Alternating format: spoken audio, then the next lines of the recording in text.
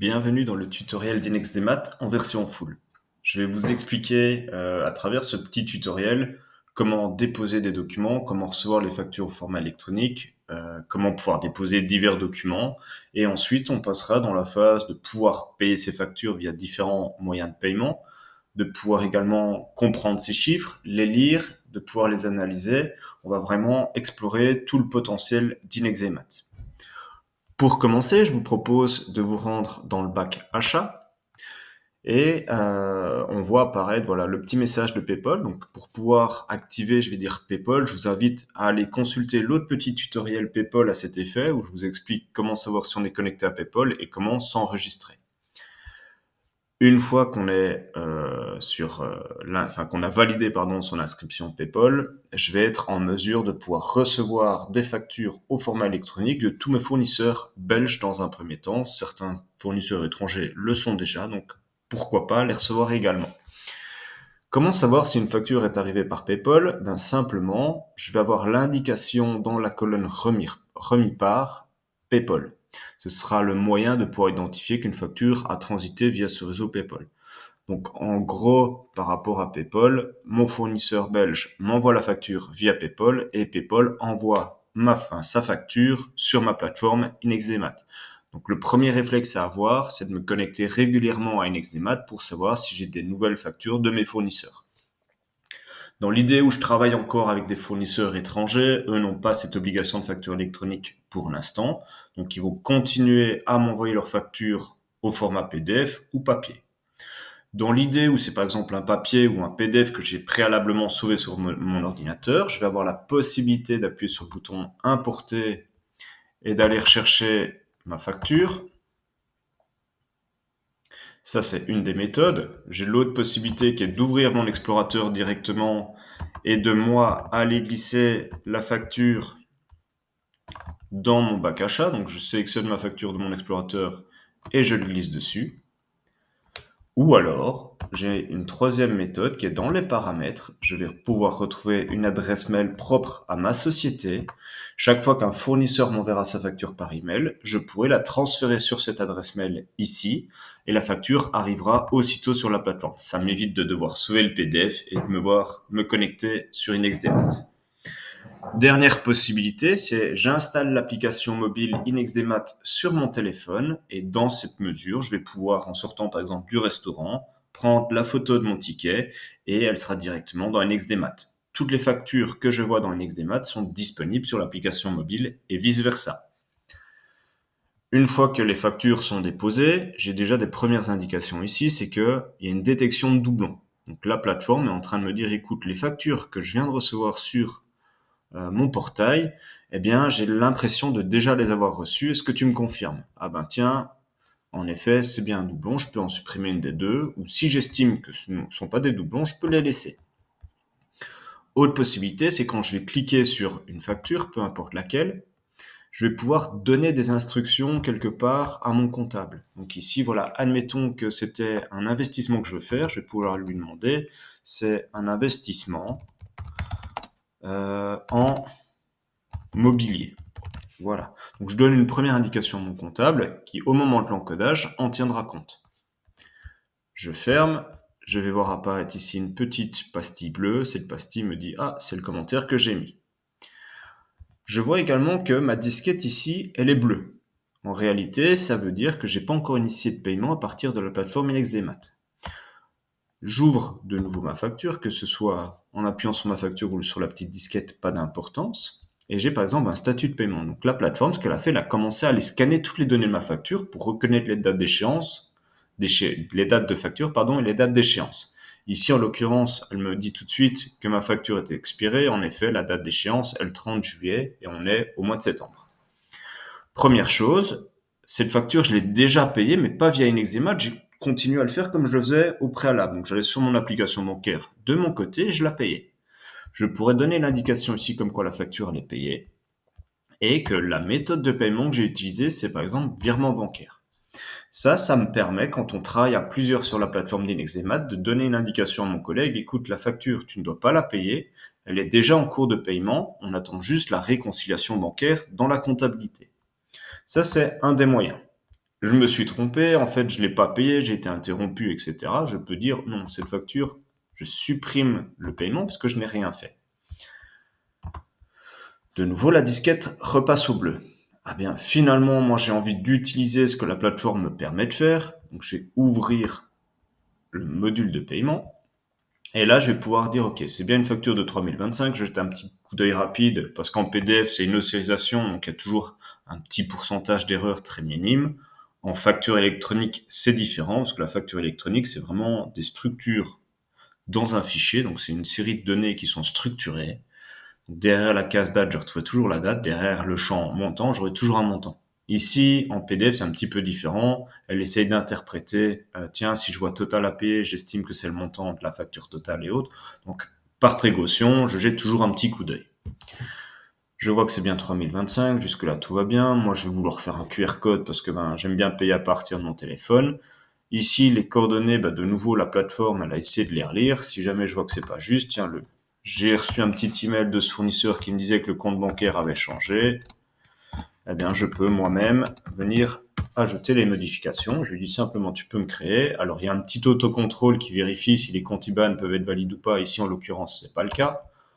Je vais jouer la prudence, je vais laisser le compte bancaire que je connaissais. Et la communication, soit c'est de la structurer, soit je choisis moi-même de mettre le commentaire que je veux. Je vais rester sur l'idée de la structurer, quoique je vais plutôt mettre le numéro de facture qui était 2025-0011.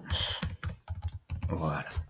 Jusque-là, tout va bien. Moi, je veux que j'ai le petit statut comme quoi la facture est payée. C'est le but. Et je vais créer mon QR code. Je sors mon téléphone, je scanne ce QR code et je dis oui, la facture, elle est bien payée.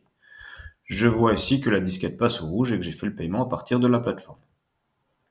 De nouveau, si je me suis trompé, je pourrais réinitialiser l'information et dire non, finalement, moi, je veux faire une enveloppe de paiement. Donc, une enveloppe de paiement, c'est, pardon, c'est pouvoir dire, OK, je veux payer une facture, deux factures, trois factures, jusqu'à une multitude de factures en un seul lot. Alors, cette option de virement SEPA, elle est possible dans une certaine mesure. Au Luxembourg, par exemple, il faut l'application Multiline pour pouvoir déposer des enveloppes de paiement et faire les paiements par SEPA. En Belgique, c'est un petit peu différent. Il faut soit de la plateforme Isabelle ou suivant la plateforme bancaire que vous avez auprès de votre banque, il est possible ou non d'avoir cette fonctionnalité. Donc là, je vous invite peut-être à vous renseigner auprès de votre banque si c'est possible de déposer des fichiers XML pour des enveloppes de paiement SEPA. Je peux choisir, voilà, à partir de quel compte bancaire moi je vais faire le paiement. Donc ici, c'est un compte bancaire qui m'appartient. Je dis que c'est ça, le paiement il doit être exécuté aujourd'hui. Et je dis, OK, tout ça c'est bon, moi j'approuve. Le fait d'approuver la facture, elle va simplement aller dans mon menu de paiement. Et dans panier de paiement, je vais pouvoir lister toutes les factures que j'aimerais payer en un seul lot. Donc j'en avais déjà mis une au préalable. Je dis celle-là et celle-là, je veux le faire. La plateforme, elle m'indique OK que l'enveloppe totale de paiement serait 3630. Je suis d'accord. Je dis que c'est bien à partir de mon compte bancaire et je veux que ce soit la date du jour. Je le télécharge mon fichier. Voilà, l'XML, il se télécharge ici. Eh bien, je vais pouvoir le prendre et aller sur ma plateforme le déposer pour faire les paiements. L'avantage de tout ça, c'est que j'ai la liste complète de toutes les factures que j'ai payées. Je vois quand est-ce que j'ai fait le paiement et par quelle méthode, QR code ou SEPA. Tous les paiements manuels, c'est juste une indication que je mets, il n'y a pas de de tracing si vous voulez sur la plateforme. Je retourne sur ma facture initiale, donc je vois que tout est payé. OK. Ici, en l'occurrence, il n'y a pas de raison de garder cette facture dans mon bac, je peux la transmettre à mon comptable, je l'envoie. Cette facture, en effet, je dois quand même bien l'envoyer à mon comptable, mais j'ai pas envie de la payer tout de suite. Simplement, je l'envoie. Je suis pas obligé de faire le paiement tout de suite. Je vois que mon bac se vide au fur et à mesure où j'envoie mes factures au comptable. Par contre, le bac en traitement, il commence à s'agrandir. En réalité, c'est toutes les factures que moi j'ai décidé d'envoyer au comptable que le comptable doit encore comptabiliser. Donc, il y a une totale transparence sur la collaboration entre vous et le comptable. Je vais passer au niveau des ventes. Donc au niveau des ventes, deux cas de figure. Soit vous avez votre logiciel de facturation qui est déjà mis en place de votre côté. Il répond à la facturation électronique, donc c'est super, vous n'avez rien à faire à ce niveau-là. Vous transmettez vos factures via PayPal, etc. pour votre client.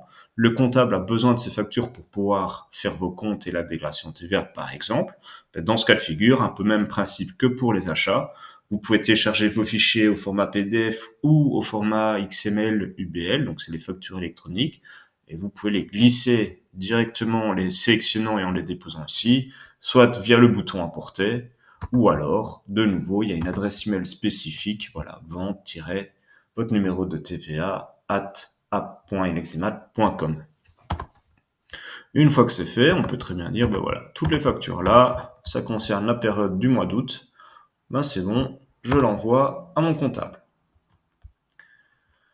Jusque-là, c'est pas un souci, tout a bien été envoyé et autres. Maintenant, j'ai reçu un décompte de l'administration de TVA, mais j'aimerais quand même en faire part à mon comptable, donc de nouveau, je peux le prendre, je le glisse dans mon bac divers, et ici, je vais avoir une option supplémentaire de pouvoir choisir un petit peu à quoi ça correspond. Je disais que c'était un relevé de l'administration de TVA, ben je l'envoie, et ça part dans le bac de mon comptable. Je vais faire une petite parenthèse dans ce module archive. Dans le module archive, il y a deux choses à prendre en considération. Facture d'achat, facture de vente.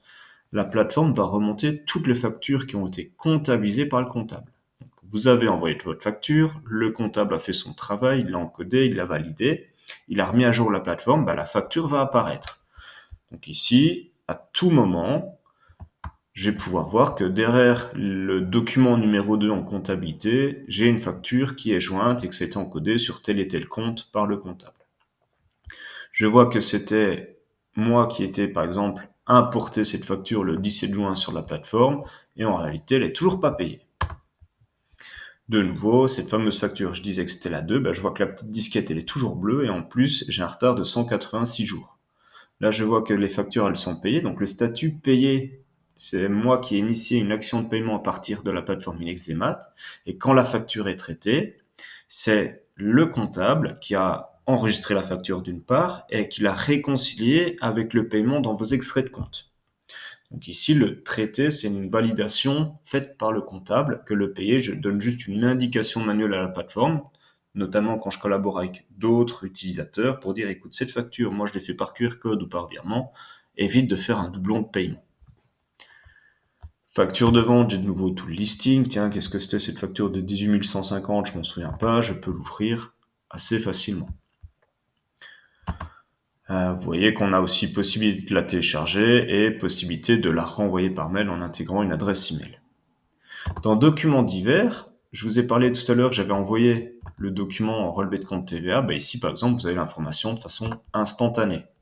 Si jamais c'est une déclaration et un solde à payer, on pourrait très bien appuyer sur la petite disquette, mettre toutes les informations de paiement, de générer un QR code, même principe que pour les factures d'achat.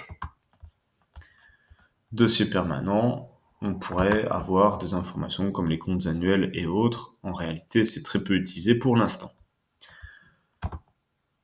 Jusque-là, je viens de déposer mes achats, j'ai compris que les factures électroniques allaient arriver au fur et à mesure et que je devais me connecter pour pouvoir les consulter. Je vois que pour les factures de vente, si j'ai un logiciel, c'est extrêmement facile de les déposer.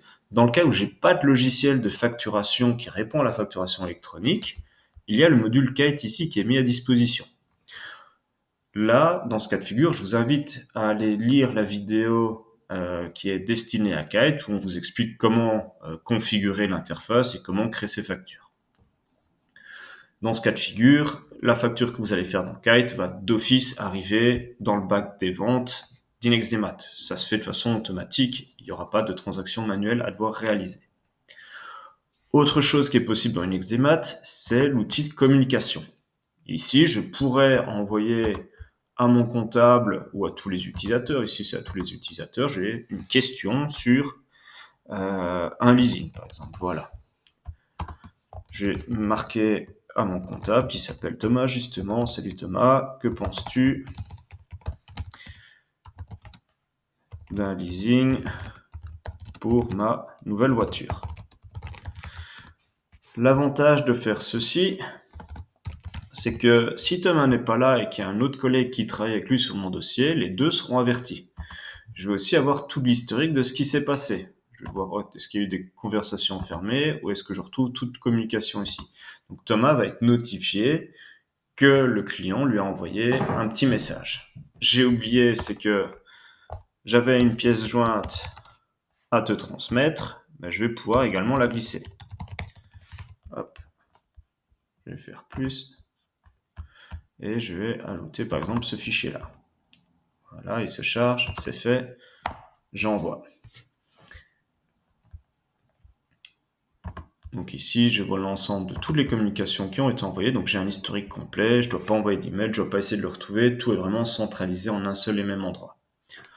Une fois que j'ai déposé tous mes documents, que mes ventes ont été transmises au comptable, je pourrais aussi appuyer sur ce petit bouton document TVA OK qui va en fait envoyer une petite alerte à mon comptable pour dire écoute, moi je t'ai transmis toutes les pièces avant la période, tu peux les comptabiliser. Dans ce cas de figure, j'appuie, le comptable est notifié. J'ai aussi le petit menu des actualités où je vais pouvoir voir justement comment s'inscrire sur PayPal, quelles sont les petites nouveautés et ce genre d'informations. Dans mon onglet Home, on va commencer à analyser un peu mes chiffres. Là, j'ai envie de dire, la comptabilité n'est plus juste un outil légal, ça devient un petit peu un outil opérationnel. Le comptable a fait son travail, je vais pouvoir bénéficier de son travail pour comprendre un petit peu mon activité et peut-être prendre des actions plus vite. Je ne vais pas devoir attendre les comptes annuels pour avoir des informations chiffrées. Ce que fait la plateforme, une fois que le comptable a fait son travail, les chiffres sont actualisés, donc je vais pouvoir suivre par exemple mon chiffre d'affaires. Ah bah tiens, au 31 juillet, donc ici on a l'information de quand ont été mis à jour les chiffres, donc le 31 juillet, j'ai réalisé depuis le 1er janvier 41 000 euros de chiffre d'affaires presque. J'ai plus ou moins 40 000 euros de charges et j'ai un résultat estimé pour l'instant de 1 500 euros. C'est bien, mais je me souviens plus ce que j'ai facturé pour 41 000 euros. Je pourrais cliquer sur produit d'exploitation. La plateforme va me diriger vers mon menu historique et va me mettre les filtres directement. Je vais avoir la liste de toutes les factures ouvertes pour le fameux chiffre d'affaires de presque 41 000 euros. Ah mince, qu'est-ce que c'était encore ce 11 250 ? Bah tiens, c'est facile, j'appuie sur le petit E qui m'ouvre le document PDF et je peux voir ce que j'ai facturé. Ah oui, c'est vrai, je m'en souviens, c'est parfait. Je retourne dans mon menu, je trouve que mes charges sont un peu élevées, bah de nouveau, je pourrais appuyer sur charge d'exploitation et je vais avoir la liste complète de toutes mes charges. Ah bah là, ici, je vois qu'il y a une facture de 13 000 euros. Hop, je l'ouvre. Ah oui, mais c'est vrai, c'est juste, j'ai pas de souci avec ça, c'est bien correct. Je ne me souvenais simplement plus de ce que c'était. Et ainsi de suite, je peux commencer à analyser. Là, je vais pouvoir avoir une évolution de mon résultat mois par mois pour comprendre un petit peu. Ben, tiens, en janvier, ça veut dire que j'ai quand même beaucoup plus de charges que de chiffre d'affaires. Par contre, le mois de juillet, il a été excellent, j'ai bien facturé et j'avais très peu de charges. Mais le graphique me parle peut-être un peu moins, j'aime bien avoir les chiffres un peu plus détaillés. Ben, simplement, je bascule en vue tableau. Ok, donc si j'ai un résultat négatif, ben, j'aimerais pouvoir comprendre ce qui s'est un peu passé. Donc le tableau de droite va me donner, ok, j'ai facturé que 500 euros au mois de janvier, mais c'est vrai que j'avais quasi 17 000 euros de charges. Donc je comprends un peu mieux pourquoi mon résultat était mauvais. Et ainsi de suite, de nouveau, je peux comparer en chiffres ou en bâtons. Ici, j'ai là, voilà, une répartition des coûts, donc j'aimerais bien comprendre de quoi est constitué essentiellement mes 39 000 euros de charges. Ben, je vois que c'était de la marchandise et de la fourniture, tout ce qui est approvisionnement, et mes coûts de fonctionnement représentent 38% de mon activité. Ah, mais c'est chouette, mais en 2023, qu'est-ce qui s'est passé? Ah bah de nouveau, je pourrais changer d'année et je vois que ma répartition était un petit peu différente. Ça me permet de voyager, de comprendre un petit peu mieux l'évolution d'année en année. Ici, dans mes tendances de liquidité, je vais voir un petit peu l'évolution de mon compte bancaire à chaque période. Ça me permettrait peut-être d'identifier, voilà, que pendant les vacances, en effet, j'ai un peu moins de rentrée d'argent parce que j'ai pas facturé, ou parce que mes clients, je les ai peut-être facturés un peu trop tard, donc eux sont partis en vacances et le délai s'est allongé. Donc voilà, c'est des indications que la plateforme pourrait me donner assez rapidement. Tendance du résultat, c'est la même chose. Ici, je vais avoir un bouton à réclamer et à payer. C'est un petit rapport que je trouve très intéressant. Parce que à réclamer, c'est tout ce que j'ai facturé à mes clients qui ne m'ont pas encore payé. Donc quelque part, c'est un peu de l'argent qui dort.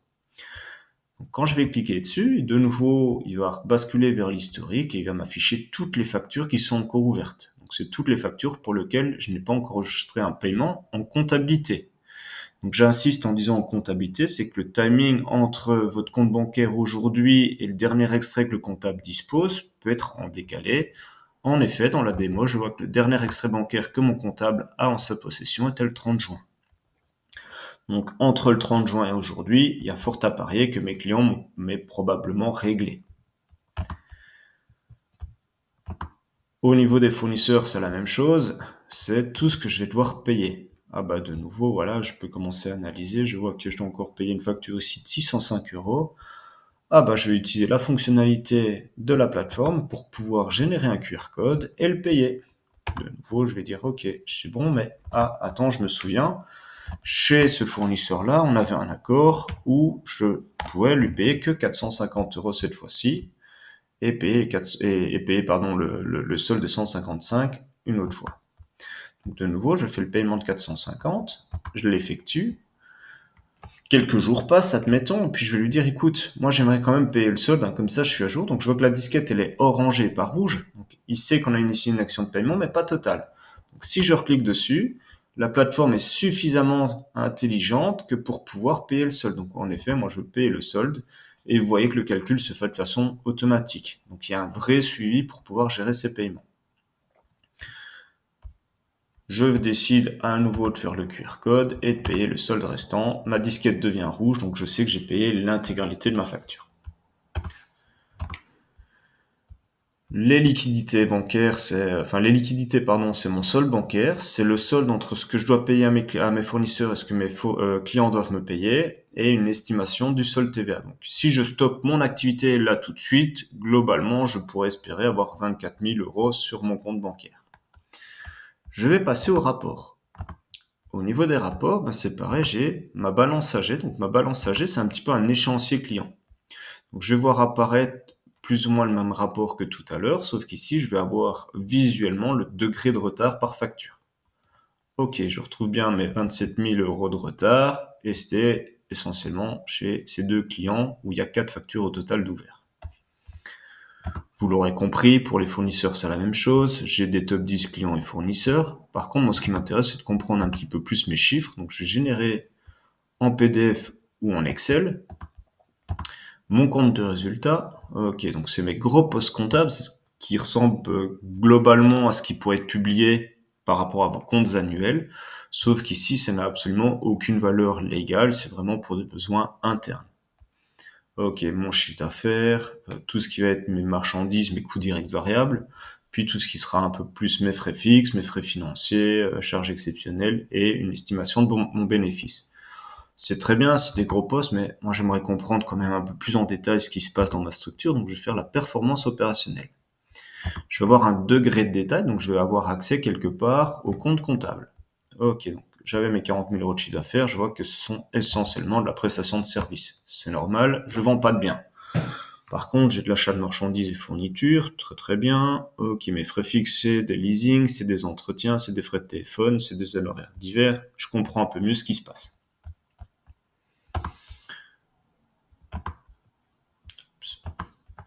Voilà, donc ici j'ai la partie bilantaire, à peu près le même principe. Je suis dans une notion plus d'actifs passifs. C'est ce que les banques réclament en règle générale lorsqu'on va faire des crédits pour voir un petit peu le taux d'endettement, etc. de la société. Ici, j'ai quand même un petit message d'erreur qui dit que c'est vraiment pour des besoins internes, que si jamais vous voulez, si vous avez besoin d'informations supplémentaires, il faut plutôt demander au comptable directement. Donc les archives, on a vu. Donc, juste pour rappel, c'est ici où sont stockés tous les documents qui ont été comptabilisés par le comptable et qui sont montés sur la plateforme pour que vous puissiez y avoir accès. Petite fonctionnalité sympa, c'est qu'on peut faire une recherche sur des textes de la facture. Donc, si je mets par exemple le mot vente, que je file, la plateforme va aller me lister toutes les factures où un mot vente apparaît. Si je regarde sur la première facture, je vois apparaître en effet le mot vente ici. Bon, ça peut être sympa si on veut rechercher des références spécifiques, par exemple chez un fournisseur, c'est plutôt utile. Les paiements, on a vu, donc j'ai la liste de toutes les factures qui ont transité, qui sont en cours de paiement. Ici, je vais réapparaître toutes les factures que je voudrais payer par enveloppe de paiement. Et dans paiement effectué, c'est l'intégralité de tous les paiements que j'initie à partir d'InexDemat. Le menu financier va me faire apparaître tous mes comptes bancaires. Ici, j'en ai qu'un dans ma démo. Et dans ces comptes bancaires, je vais pouvoir avoir toutes les transactions. Donc, ok, qu'est-ce que j'ai payé, qu'est-ce que j'ai reçu comme argent. Je peux faire des recherches sur des tiers, sur des montants et autres. Donc là, par exemple, j'aimerais avoir la liste de toutes les factures que j'ai payées entre 500 et 750 €. Si je filtre, je vois apparaître les transactions. Dans l'historique, on a également vu que ça nous apparaît toutes les factures qui sont pas encore traitées. Donc attention aux dates de mise à jour ici. Pour les clients, c'est la même chose, mais tiens, j'aimerais quand même, sur mon fournisseur APM, ou AMP, pardon, avoir la liste de toutes les transactions que j'ai fait chez lui. Je ne veux juste pas voir apparaître que mes factures ouvertes, je veux voir et les factures qui ont déjà été payées et celles qui ne le sont pas. Donc je joue un peu sur mes filtres, je filtre chez lui, pas de chance, j'en avais que 2. Je pourrais simplement réinitialiser et je vais voir apparaître finalement toutes les transactions que j'ai pu faire. Donc j'ouvre un petit peu mes fils pour voir l'information que je veux. Et là, j'ai accès à tout l'historique de chaque fournisseur depuis le début de la création de la société. Donc si chez certains, j'ai beaucoup eu de transactions, je risque d'avoir beaucoup de lignes à glisser. Tout ça c'est fait. Tiens, on a parlé tout à l'heure d'analyse de comptes, de résultats, de performance opérationnelle. Moi, j'aimerais quand même creuser un petit peu. J'ai vu qu'il y avait un compte qui s'appelait fourniture. Je trouve ça quand même étrange puisque je ne vends pas de marchandises dans ma société. Si je filtre, je vais voir apparaître les lignes en question. Ah oui, ok, c'est quelque chose un petit peu d'exceptionnel ici, donc j'ai pas trop de soucis sur l'implémentation, sur ce qui a été fait. De nouveau, si j'ai un petit doute, je suis toujours en mesure de pouvoir ouvrir la facture et de pouvoir la visualiser. Une fois que c'est fait, j'ai fait toute mon analyse, j'ai vu tout, en fait, il y a aussi un petit menu apps qui me permet d'avoir quelques raccourcis utiles. Donc le site de la BNB qui va me permettre de visualiser tous les comptes annuels, le site VIS qui me permet de vérifier si un numéro de TVA d'un fournisseur étranger par exemple ou d'un client étranger est bien valide. Et puis ici j'ai la recherche PayPal donc qui me permet de savoir est-ce qu'une société est déjà sur PayPal. Je vais faire la recherche sur Proximus. Je vois que Proximus, par exemple, il y a une société australienne qui s'appelle Proximus qui a déjà fait l'identification PayPal. Donc, quand je vous disais en intro que on pourrait avoir des sociétés étrangères qui sont sur PayPal, la preuve en est ici devant les yeux. Moi, c'est pas la société australienne qui m'intéresse, c'est plutôt Proximus Belgique. En effet, c'est notre fournisseur qu'on connaît et je vois que son identifiant PayPal est ici. Donc voilà, si vous voulez faire des petites recherches, on peut le faire. Attention, vous pouvez peaufiner un petit peu la recherche, parce qu'on voit qu'il y a 124 sociétés où le mot Proximus apparaît, et par défaut, la plateforme en filtre que 50. Donc n'hésitez pas à mettre le numéro de TVA par exemple, ou alors une adresse un peu plus précise. J'espère que ce tutoriel vous aura aidé à prendre en main Inexdemat dans la version full. Si jamais vous avez des questions entre-temps, s'il y a des incompréhensions, n'hésitez pas à contacter votre comptable. On s'assurera du suivi et de vous répondre dans les meilleurs délais. Je vous souhaite une